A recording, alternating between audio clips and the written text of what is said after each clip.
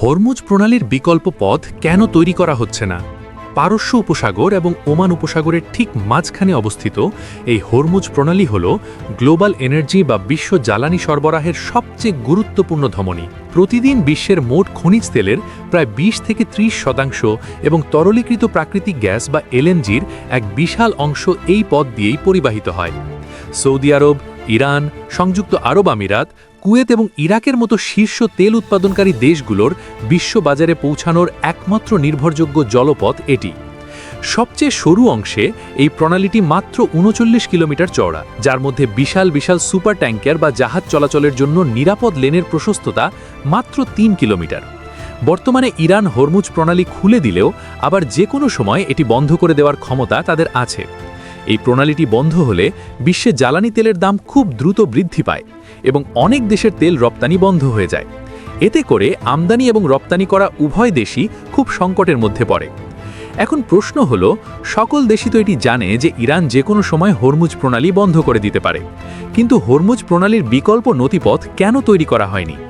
এই প্রণালীটি বন্ধ করার পরেও কেন শক্তিশালী দেশগুলো বিকল্প পথ তৈরি করতে পারেনি, সেই বিষয়টি আজকের ভিডিওতে তুলে ধরব। ভিডিওটি শেষ পর্যন্ত দেখতে থাকুন এবং ভিডিওটি শেয়ার করে দিন। মানচিত্রের দিকে তাকালে মনে হতে পারে সংযুক্ত আরব আমিরাত বা সৌদি আরবের ভেতর দিয়ে একটি খাল কেটে সরাসরি আরব সাগরে বা লোহিত সাগরে যুক্ত করা খুব সহজ একটি কাজ, কিন্তু বাস্তবতা সম্পূর্ণ ভিন্ন। এই অঞ্চলে খাল খনন করতে হলে অতিক্রম করতে হবে রুব আল খালি, যা বিশ্বের বৃহত্তম অবিচ্ছিন্ন বালুকাময় মরুভূমি। এই মরুভূমির বালির টিলাগুলো কোথাও কোথাও ২৫০ থেকে ৩০০ মিটার পর্যন্ত উঁচু, যা প্রায় একটি বহুতল ভবনের সমান। এই চলমান বালির বিশাল পাহাড় কেটে একটি গভীর সমুদ্রগামী খাল তৈরি করা অসম্ভব। এই দুর্গম ভূপ্রকৃতির পাশাপাশি ভূ রাজনৈতিক জটিলতা এই প্রকল্পকে একেবারেই অসম্ভব করে তুলেছে। আরব উপদ্বীপের ভেতর দিয়ে একটি খাল তৈরি করতে হলে তা একাধিক স্বাধীন দেশের সীমানা অতিক্রম করবে। সৌদি আরব, সংযুক্ত আরব আমিরাত, ওমান বা ইয়েমেনের মতো দেশগুলোর মধ্যে রাজনৈতিক ঐক্যমত্য প্রতিষ্ঠা করা এবং একটি যৌথ প্রকল্প পরিচালনা করা অত্যন্ত কঠিন। বিশেষ করে ইয়েমেনের দীর্ঘস্থায়ী গৃহযুদ্ধ এবং রাজনৈতিক অস্থিতিশীলতা এই ধরনের কোনো আঞ্চলিক মেগা প্রজেক্টের জন্য এক বিশাল বড় বাধা। তাছাড়া হরমুজ প্রণালীর উত্তর উপকূলে রয়েছে ইরান।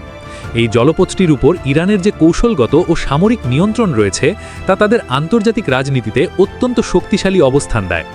হরমুজ প্রণালীর গুরুত্ব কমিয়ে দিতে পারে এমন যে কোনো বিকল্প খালের উদ্যোগকে ইরান তাদের অস্তিত্ব এবং জাতীয় নিরাপত্তার জন্য সরাসরি হুমকি হিসেবে দেখবে। এর ফলে পুরো মধ্যপ্রাচ্যে নতুন করে যুদ্ধ বা ভয়ঙ্কর সংঘাতের জন্ম হতে পারে, যা বিশ্ব শান্তিকে আরও চরম হুমকির মুখে ফেলবে। তবে রাজনৈতিক বাধা যদি কোনোভাবে অতিক্রম করাও যায়, অর্থনৈতিক এবং প্রকৌশলগত দিক থেকে এটি এক চরম অবাস্তব স্বপ্ন। হাজার হাজার কিলোমিটার দীর্ঘ এবং কয়েক লক্ষ টন ওজনের বিশাল তেলবাহী সুপার ট্যাঙ্কার চলাচলের উপযোগী একটি খাল খনন করতে কয়েক ট্রিলিয়ন ডলার খরচ হবে। শুধু খাল খনন করলেই কাজ শেষ হবে না। মরুভূমির চরম শুষ্ক আবহাওয়া এবং প্রবল বালুঝড়ের কারণে এই খালকে সচল রাখাই হবে সবচেয়ে বড় চ্যালেঞ্জ। প্রতিনিয়ত উড়ে আসা বালি খালটিকে ভরাট করে ফেলবে, ফলে নিয়মিত ড্রেজিং করার জন্য বছরের পর বছর ধরে বিপুল অঙ্কের অর্থ ব্যয় করতে হবে। এছাড়া মরুভূমির তীব্র গরমে খালের বিপুল পরিমাণ পানি প্রতিদিন বাষ্পীভূত হয়ে যাবে। সমুদ্র থেকে অবিরাম পানি পাম্প করে সেই বিশাল পানির শূন্যস্থান পূরণ করা বর্তমান প্রযুক্তিতে এবং অর্থনৈতিক যুক্তিতে এক অসাধ্য সাধন। নির্মাণ এবং রক্ষণাবেক্ষণের এই বিপুল ব্যয়ের পাশাপাশি পরিবেশগত বিপর্যয়ের দিকটিও কোনোভাবেই এড়িয়ে যাওয়ার মতো নয়। মরুভূমির বুক চিরে একটি কৃত্রিম সমুদ্রের খাল তৈরি করলে সেখানকার ভঙ্গুর ইকোসিস্টেম বা বাস্তুতন্ত্র চিরতরে ধ্বংস হয়ে যাবে। খালের লোনা পানি চুইয়ে ভূগর্ভস্থ সুপেয় পানির স্তরের সাথে মিশে গেলে মরুভূমির অত্যন্ত সীমিত ও মূল্যবান মিঠা পানির উৎসগুলো ব্যবহারের অনুপযোগী হয়ে পড়বে। হাজার হাজার কিলোমিটার বিস্তৃত এই লোনা জলের প্রবাহমান ধারা স্থানীয় জলবায়ু এবং সামুদ্রিক জীব বৈচিত্র্যের ওপর কী ধরনের ভয়াবহ প্রভাব ফেলবে তা বিজ্ঞানীদের কাছেও এক বড় আতঙ্কের বিষয়। এই পর্যায়ে এসে অনেকেই হয়তো পানামা খাল বা সুয়েজ খালের উদাহরণ টেনে আনবেন এবং ভাববেন ওই খালগুলো যদি তৈরি করা সম্ভব হয় তবে এটি কেন নয়। কিন্তু এই তুলনাটি বাস্তবসম্মত নয়। সুয়েজ খাল প্রায় ১৯৩ কিলোমিটার দীর্ঘ এবং এটি তুলনামূলকভাবে সমতল ভূমির ওপর দিয়ে খনন করা হয়েছিল। অন্যদিকে পানামা খালের দৈর্ঘ্য মাত্র ৮২ কিলোমিটার। কিন্তু হরমুজ প্রণালীকে এড়িয়ে যদি আরব উপদ্বীপের ভেতর দিয়ে কোনো বিকল্প খাল তৈরি করতে হয় তবে তার দৈর্ঘ্য হবে কয়েক হাজার কিলোমিটার। সুয়েজ বা পানামা খালের সাথে এর তুলনা করা অনেকটা একটি বাড়ির পেছনের খাদের সাথে আমেরিকার গ্র্যান্ড ক্যানিয়নের তুলনা করার মতো।